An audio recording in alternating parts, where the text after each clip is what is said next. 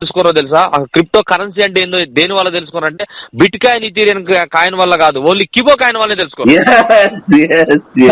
నేను 100% బల్ల గుద్ది చెప్తా. ట్రేడింగ్ అనే పదం కూడా ఎవరికి తెలియదు. ఈ రోజు బరిగొడ్డు కాసుకున్నాడు కూడా ట్రేడింగ్ చేస్తాను కిబోలు అంటాడు. అది కిబోకున్న గొప్పతనం. డాడీ, బిట్ కాయిన్ అనేది అమెరికాలో నుంచి, అమెరికా అనే ఒక పెద్ద అగ్రదేశం. అవును. ఆ అగ్రదేశం నుంచి మన ఇండియాకి వచ్చింది. ఇండియా నుంచి ఒక 29 రాష్ట్రాల్లో ఒక కొన్ని రాష్ట్రాలకు వచ్చింది. రాష్ట్రాల నుంచి జిల్లాలకు వచ్చింది. జిల్లాల నుంచి మండలాలకు వచ్చింది. మండలాల నుంచి గ్రామాలకు వచ్చింది. అవును. మన కిబో కాయిన్ గ్రామాల నుంచి మండలానికి, మండలాల నుంచి జిల్లాకి, జిల్లా నుంచి రాష్ట్రానికి, రాష్ట్రాన్ని నుంచి దేశానికి, దేశాన్ని నుంచి ప్రపంచ దేశానికి వెళ్ళిపోయింది. అవును. ఇది గొప్పతనం. అదే నేనేమంటానంటే, డాడీ, పుట్టింది అమెరికాలో కావచ్చు, పురుడు పోసుకుంది.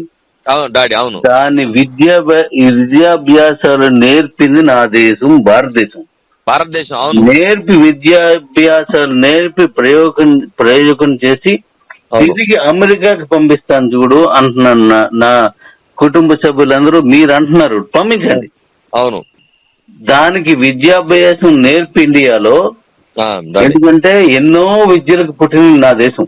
అవును, భారతదేశం. అబ్బో, చెప్పలేము ఇక దాని గురించి కదా. అవును. అమెరికా ఏది చేయకముందు నా దేశం ఎన్నో చేసిందని నువ్వు నేను గర్వంగా చెప్పుకున్నా. అవును.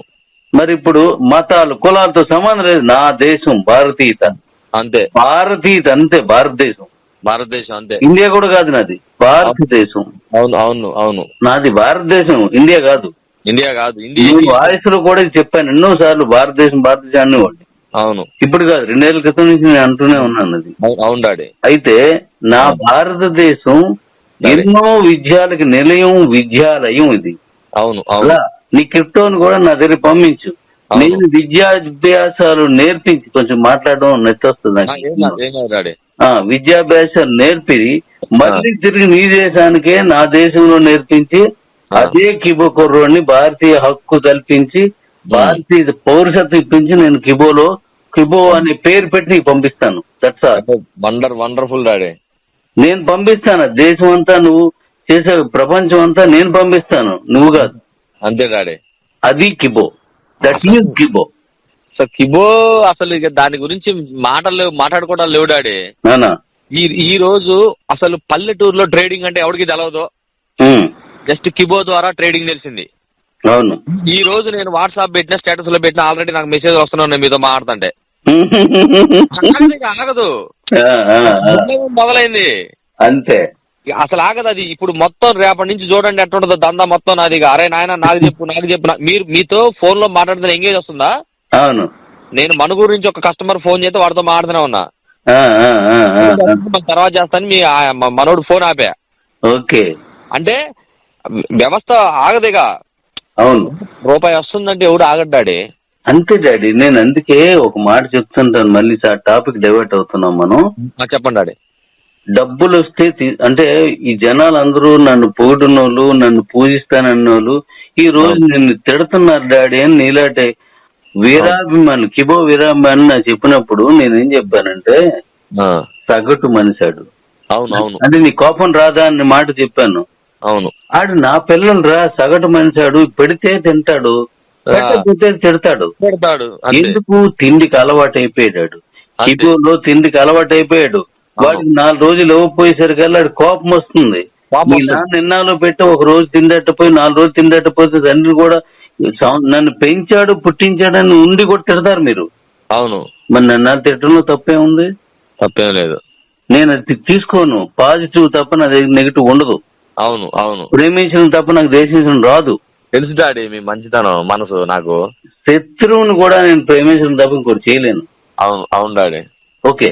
అయితే ఇప్పుడు అడు సగటు మనిషి ఈ రోజు ఆ తిట్టినోళ్ళే ఈ రోజు మళ్ళీ మా డాడీ అంటున్నారు. పిల్లలు అలాగే ఉంటారు. డాడీ ఇలాగే ఉంటాడు, అన్ని ఇలాగే ఉంటాయి. మరి నా భారతదేశం నా ఇల్లు కదా, నేను ఇలాగే ఉంటాను.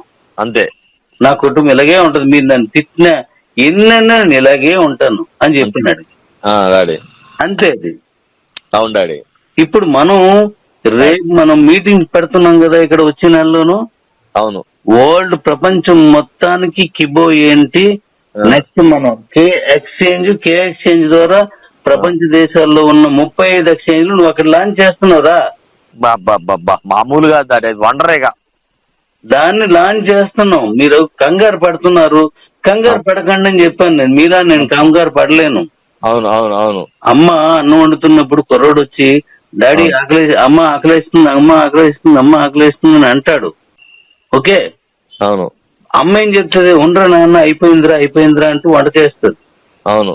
ఎందుకు ఆ వేడి చేస్తాడు, నోటు కారిపోద్ది. దీనికి తెలుసు, అమ్మకు తెలుసు, అలాగే నాన్న తెలుసు. మరి నాకు తెలుసు మీరు ఆవేశపడి కంగారు పడి నాకు అర్జెంట్ కాయిన్ కాయిన్ అమ్మేయాలి, కాయిన్ రేట్ పడిపోతుంది, లేదంటే ఎక్స్చేంజ్ లేదంటే నాకు తెలుసు. నా పిల్లల ఆవేదన నాకు తెలుసు. అవును అవును డాడీ. నేను కరెక్ట్ గా వండి పెడితే ఆ కంగారు పడినాడు కడుపు నిండా తినేసి వెళ్తాడని నమ్ముతాను నేను. అవును, అదే రోజు జరుగుతుంది. నాకు తెలుసు డాడీ, నేను మీ వాయిస్ వింటూనే ఉన్నా. ఎస్, ప్రతిదీ కూడా ఇప్పుడు మేము ఇక అంటే మీరు అంటారుగా మీ పిల్లలు ఇక మా అంతా ఇక అట్నే ఉంటది. మీరు చేసుకుంటూ పోతూనే ఉండాలా అంతే. ఇప్పుడు ఉరికి బరిగొట్టుగా అయితే పొద్దుకోకదు, అన్నం కింద పొయ్యి కింద నిప్పి పెట్టినంత మాత్రం అన్నం అంత అడ్డుకోలుగా ఉడికి అంతే అన్నం ఎక్కడే కాదు. అవును అవును. ఇదంతా జనాలకి అర్థం కాదు. అవును, మీరు వాయిస్లలో చెప్తూనే ఉండరు తొందరపడకండి నాయన, లేకపోతే శిబో కాయన లెక్క ఇక శిబాన కాయన ఉందిగా పైసలు లేకుండా అట్లా పడిపో సుఖమే ఉంది ఇన్ని రోజులు కష్టపడ్డందుకే. నీకు ఇంకోటి కూడా చిన్న మరొకటి కూడా, ఇప్పుడు మన కాయిన్ ని రేపు వైజాగ్ లో లాంచ్ చేస్తున్నాం. దాని సన్నాహాలు చేస్తున్నాను నేను నిన్నంతా అదే పని మీద. ఈ వచ్చే జనాలు ఎవరు, నేను చిన్న పోటీ పెడతాను, దాన్ని గెలుచుకొని వచ్చేయండి, నేను చెప్పినంత మంది తీసుకుంటాను. ఎక్స్చేంజ్ కూడా ఆ రోజేనా డాడీ? అంటే వేరే రాష్ట్రంలో పెడతానన్నారుగా. అది మన వైజాగ్లో పెడుతున్నాను. ఎందుకంటే ఈ క్రౌడ్ ని డీల్ చేయాలంటే వేరే రాష్ట్రం నాకు అవకాశం ఉండదు. అదే అనేది.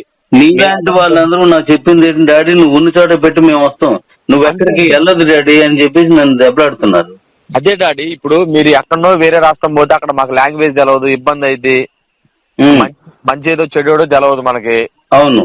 ఇప్పుడు మనకంటే ఒరిస్సా వాళ్ళు వీళ్ళు వీళ్ళంతా దగ్గర కాబట్టి రాగలుగుతారు. ఎక్కడోడైనా మన దగ్గరికి వస్తాడు డాడీ, నువ్వు కూర్చో డాడీ మేము తెప్పిస్తాం అన్నారు. అసలు మీరు ఇక్కడ పెడితే నా టీంలో డాడీ మంచి నెంబర్ 1 పర్సన్ గంజాయి శంకర్ ఆ రోజు వచ్చినప్పుడు పరిచయం చేసిన. తర్వాత పూర్ణకంటి పెద్దిరాజులు గారని ఆయన ఆయుర్వేద డాక్టర్ గారు, ఆయన కూడా మంచి నెంబర్ 1 క్యాండిడేట్. మంచి వాళ్ళు ఉంటారు మన దాంట్లో.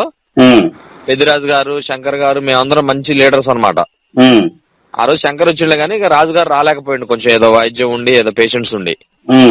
ఈసారి మాత్రం కంపల్సరీ వెళ్దాం సార్, డాడీ ఎప్పుడు పెడతారు అనౌన్స్ చేస్తారు అంటే కంపల్సరీ వెళ్దాం సార్, డాడీని కలిసి రావాల్సిందే అన్నారు. ఇప్పుడు నేను మొన్న వైజాగ్ వచ్చినప్పుడు నేను అక్కడ మన మీరు వెంచర్ వేశారు కదా డాడీ, ఆ వెంచర్ చూసా. అయితే యాక్చువల్ గా డాడీ నాకు వైజాగ్ అంత నాకు పరిచయాలు లేవులే కానీ మీరు ఖమ్మంకి వెళ్ళి ఏమన్నా వెంచర్ లేయగలిగితే నేను రియల్ ఎస్టేట్ చేస్తా కాబట్టి ఇక్కడైతే నేను ఎరగదీయగలుగుతా. దాన్ని మనం సమయం వచ్చినప్పుడు నీకు కాల్ చేస్తాను, అన్ని మాట్లాడదాం. అదే డాడీ, నీకు దాని గురించి తెలుసు. సమయం వచ్చే వరకు నేను దేనికి తొందరపడను. అవును డాడీ. అయితే ఇప్పుడు మనం సబ్జెక్ట్ లోకి వెళ్దాం. తప్పకుండా నీ అభ్యర్థిని లేదా నీవు ఇచ్చిన ఆఫర్ ని నేను వాడుకుంటాను నా కోతుల కోసం, నా కుటుంబం కోసం. అది ఎప్పుడు చేయాలో అప్పుడు చేద్దాం డాడీ. ఓకే. ఇప్పుడు లవ్ నాన్న, నేను ఏమంటానంటే ఇప్పుడు వైజాగ్ మీరందరూ నేను చిన్నది ఏమి లేదు, చిన్న గిఫ్ట్ పెడతాను. ఏంటి, 1 గ్రాము గోల్డ్ గెలుచుకోమని చెప్తాను. దాని వివరాలు మళ్ళీ ఆడియో పెడతాను మీకు. ఓకే డాడీ, ఓకే తప్పకుండా. అది గెలుచుకున్నోళ్ళు నేను చెప్పిన ఫిగర్ కి అంతకంటే ఎక్కువ పట్టరు అక్కడ డాడీ, అంతకంటే ఎక్కువ పట్టరు అక్కడ. ఒక్కరోజు మీటింగ్ డాడీ, ఒక్కరోజు మీటింగ్ మన అది అయిపోయిన తర్వాత అంటే అక్కడికి ఎందుకు పిలుస్తున్నానంటే ఇప్పుడు మన ఇండియాలో మీరందరూ తీసుకెళ్లారు. ఒక్క రాష్ట్రం మిగిలితే ఒట్టు అన్ని రాష్ట్రాల్లో నీ కాయిన్ ఉందిరా. అంతే, అన్ని రాష్ట్రాల్లో ఉంది. అవును, అన్ని రాష్ట్రాల్లో ఉన్నదిరా నీ కిబో కాయిన్. అవును. దట్ ఈజ్ నా ఫ్యామిలీ, నా కిబో ఫ్యామిలీ. అసలు గర్వంగా చెప్తాను.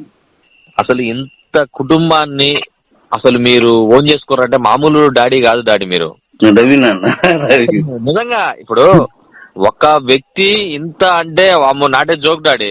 నానా మీలో ఏదో ఒక పవర్ ఉంది. నానా ఆ పవర్ ఉన్నంత కాలం, ఇక ఉన్నంత కాలం కాదు, అది ఉంటది అంతేగా. అంతే. నా పవర్ మీరేరా. మీరు ఎప్పుడు పోతారు నాతో? మేము ఎప్పుడు 100 ఏళ్ళకి భయపడి నాతో ఉండేలా నీ కాయిన్స్ ఇచ్చాను రా మీకు. అవును, వదులుకోడు ఇష్టం లేక సేకుడు కాయిన్స్ అనేది ఈ ప్రపంచంలో ఎవరి దగ్గరైనా ఉందా? నీ దగ్గర తప్ప. లేదు లేదు లేదు. ఆ పేరు కూడా మీ డాడీ రాసిందిరా. అవును డాడీ, మా కోసం నేను ఒకరోజు డిస్కషన్ చేసి డాడీ, 12 సంవత్సరాలు డాడీ కష్టపడ్డాడు, పగులు రాత్రులు నిద్రాహారాలు మాని క్రిప్టో గురించి ఆయన తెలుసుకొని ప్రతి ఒక్కటి బుక్ మీద రాసుకొని ప్రపంచం, ఇక అదే ప్రపంచం, ఆ గదే ప్రపంచం, ఆ ప్రపంచంలోనే 12 సంవత్సరాలు గడిపిండంట డాడీ మన కోసం. ఏదో ఏదో సినిమాలో 18 సంవత్సరాలు రమ్యకృష్ణ కూర్చున్నట్టుగా అవును అంత కష్టపడి మన కోసం ఇంత త్యాగం చేస్తాం డాడీ. మనం ఎందుకు ఆయన చేస్తాడో మనం అర్థం చేసుకోవాలి.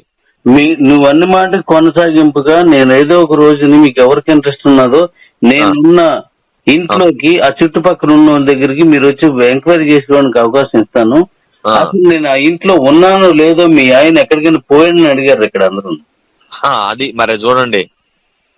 ఎందుకంటే అమ్మ డోర్ తీసి అన్నానికి పెట్టి అక్కడ కంచంతో పెట్టేయడం తప్ప మాట్లాడడానికి వీలు లేకుండా గడిచుకోవడం మళ్ళా నేను. అబ్బా ఎందుకు డాడీ ఇంత అన్నం ఎప్పుడు తినవునో తెలియదు. మళ్ళీ ఫోన్ చేసి మళ్ళీ డోర్ కొట్టి తిన్నావా అనేది అక్కడ అన్నం ఉండేది, అలాగే ఉండేది. మళ్ళీ మళ్ళీ అడుగుతుండేది అమ్మ. ఎందుకు డాడీ మా కోసం ఎందుకు డాడీ ఇంత కష్టపడుతున్నావు? నా భారతదేశం కోసం రా. నిజంగా గ్రేట్ డాడీ, మీకు పాదాభివందనం డాడీ. నానా నిజంగా చెప్తున్నా, చాలా మంది నిజంగా అంటే ఫాదర్స్ గొప్పోళ్ళే, చెడోళ్ళు అంటలే కానీ అంత కష్టపడరు లేరు. మా అందరి కోసం డాడీ నువ్వు చాలా కష్టపడుతున్నావు డాడీ. నీ వాయిస్ రికార్డులు విన్నప్పుడు మీకు ఫోన్ చేద్దాం అనుకున్నా కానీ నేను 30 దాకా మాట్లాడదాం అనుకున్నా, ఒక శబ్దం చేసుకున్నా మాట్లాడలే. ఎందుకంటే మనం ఒక మాట మీద ఉంటే మాట మీదనే ఉండాలా అంతే.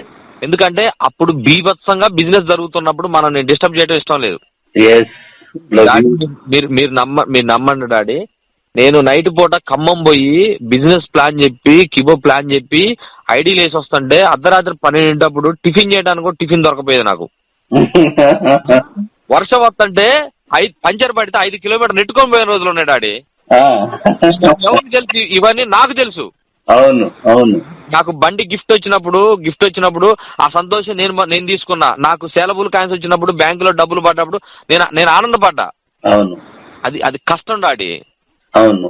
అదే నేను నీలాంటి వాళ్ళు చూసాను. అందులో ఒకటి ఉదాహరణ చెప్తాను.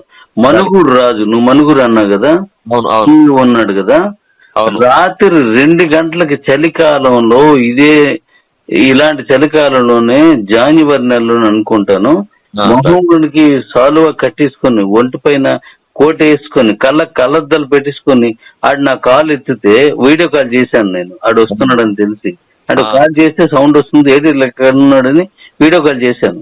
ఆ వీడియో కాల్లో ఆడిని చూసి ఎవడరా నువ్వు అన్నాను నేను. ఎందుకంటే మొహం లేదు, కళ్ళు లేవు, ఏం లేవు, అన్ని కట్టుకున్నాడు, చలికి కట్టేసుకున్నాడు. చలి, విపరీతం చలి. అప్పుడు ఆ కళ్ళద్దాలు తీసి ఇంకా పాస్ అయిపోయినరా అంటే ఆ సాలో ఇప్పాడు. అదే మొహానికి కట్టుకుంటారు కదా ముప్పలేరు లాంటిది. అప్పుడు ఇప్పితే అప్పుడు నేను పోల్చా, ఏదా అనేసి అంటే నేను ఇప్పుడే ఫీల్డ్కి వెళ్ళి వస్తున్నాను అని చెప్పాడు. కష్టం ఎంతరా. అవును అవును డాడీ. ఆడి కుటుంబానికి ఆడి ఇంటి లేకపోతే ఆడికి నష్టం ఎంతరా. అవును. ఆ రోజు నేను ఇలాంటి వాళ్ళ కోసం నాకు ఇంకా బతకాలి, ఇంకా గట్టిగా పని చేయాలనిపించింది. అవును డాడీ. మరి మీలాంటి వాళ్ళందరూ నాకు టచ్ అవ్వకపోవచ్చు, ఆడిలో మీ అందరిని చూసుకున్నాను.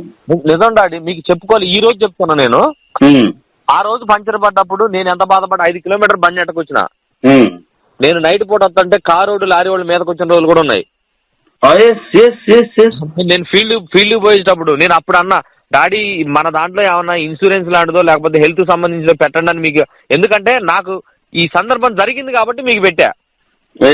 అయితే మీరు అన్నారుగా దీని తర్వాత చేద్దాం లేరా డాడీ అన్నారు. దానికి టైం వచ్చినప్పుడు నేను మాట్లాడతా. అయితే మనం సబ్జెక్ట్లోకి వెళ్దాం. చెప్పండి. అయితే ఇక్కడ నేను అలా పని చేశాను. నాకు 1 year 14 నెలల కాలం పాటు బయట ప్రపంచం నన్ను తెలీదు. అవును. అసలు 30 మనిషి ఎవరు వచ్చినప్పుడు ఎప్పుడో వచ్చేవాడిని అంతే, లేదా మీతో మీటింగ్ పెట్టినప్పుడు వచ్చేవాడిని అంతే, లేదనమాట. అలా పని చేయడం వల్ల రోజుకి 3 గంటలు సరిగా పడుకోలేకపోయాను రా. 21 గంటలు పని చేశాను. అబ్బా ఎక్సలెంట్ డాడీ. తిండి తిప్పలు వెళ్ళగలవు, తిప్పలంటే తిరగను కదా, ఇంకా అవును. తిరగలేదు. తిండి ఇంటి దగ్గర తినలేకపోయాను. అవును డాడీ. నిద్ర పోవడానికి అవకాశమే లేదు.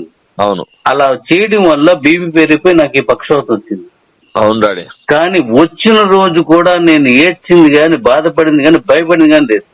అవును డాడీ. నా పిల్లలు నా కోసం ఎదురు చూస్తున్నారు. అవును. నేను డాక్టర్ నాకు నువ్వు ఫోన్ మాట్లాడొద్దు అంటే హాస్పిటల్ మార్చాను, గట్టి అరిచాను గట్టిగా, అరిచాను గట్టిగాను. డాడీ. అరిస్తే ఏదేంటి సార్ అంటే, నాకు నీ వైద్యం కూడా వద్దు, నా కంపెనీ నా పిల్లలు లేకపోతే నాకు వద్దు అని చెప్తే, అప్పుడు నా బాధ విని ఇలా అర్థమైన చెప్పారు వీళ్ళు. పక్క తీసుకెళ్ళారు డాక్టర్ గారికి. అయితే సరే అయితే రోజుకి ఒక గంట మాట్లాడామంటే అప్పుడు నేనేం చెప్పానంటే, ఆ గంటను 4 చేయండి, పావు గంట మాట్లాడుకుంటాం, 4 సార్లు మాట్లాడుకుంటానని చెప్పాను. సరే నువ్వు వైద్యం చేయరా బాబు అని నేను వైద్యం నువ్వు మందులు వేసుకోరంటే వ్యవసాయ ఇసుక్కున్నాడు డాక్టర్. ఇది మన ఇక్కడ డాక్టర్ హాస్పిటల్ పేరు ఏదో ఉన్నది, వైజాగ్ కాదు, బెంగళూరు. నేను అప్పుడు బయటకు వెళ్ళి వచ్చాను కదా. అవునవునవును డాడీ. బయటకు వెళ్ళి వచ్చినప్పుడు ఆ పెద్ద హాస్పిటల్, ఇంటర్నేషనల్ నేషనల్ హాస్పిటల్. అయితే అలాగా నాకు అది పడిపోయిన రోజు కూడా నాకు మాట పడిపోయింది, కొంచెం మాట్లాడలేకపోయాను. కానీ నా మాట తెప్పించింది మీ మీద నాకున్న ప్రేమ కసి. అవును డాడీ. నాకు నడలేకపోయాను, నాకు ఈరోజు నడిపించింది మీ మీద ఉన్న ప్రేమ కసి. అవును డాడీ. ఇలాగ వచ్చినాడు, పక్షవాతం వచ్చినాడు, ఈ 1 year లో ఇలా కోలుకున్న దాఖలాలు లేవు. నాకు మందు కంటే ఆత్మస్థైర్యం పనిచేసింది ఇక్కడ. మీరు మీ డేరు